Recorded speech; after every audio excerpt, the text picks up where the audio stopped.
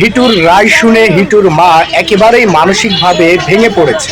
17/5/2025 রোজ শনিবার সকাল 9:30 সময় বিজ্ঞ নারী ও শিশু নির্যাতন দমন ট্রাইব্যুনালে এই চাঞ্চল্যকর ধর্ষণ ও হত্যা মামলার রায় ঘোষিত হয়।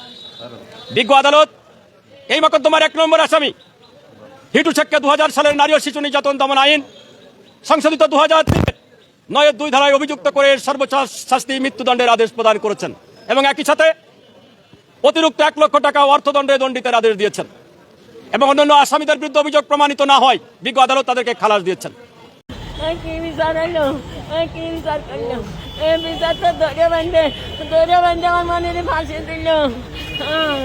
এ বিষয়ে গণমাধ্যম কর্মীর নিকটে হিটুর মেয়ের দেওয়া সাক্ষাৎকার।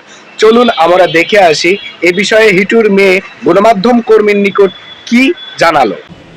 না, ওই দিন সে বাড়িতে ছিল না কেউ, কিন্তু নির্দোষ ব্যক্তিরে ফাঁসি দেশের কি আইন, তারেক জিয়ার কোনো মা বাবা এমন কেউ নেই, আমাকে এতিম করে দিল, নয়নেরও কেউ নেই, আমাকে এতিম করলে আল্লাহর জন্য বিচার করে।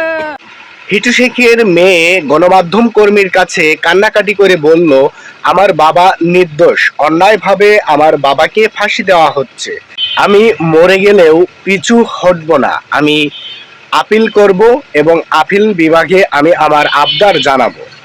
বিস্তারিত আপডেট নিয়ে চলে আসবো অতি দ্রুতই। চ্যানেলটি সাবস্ক্রাইব করে সাথেই থাকবেন।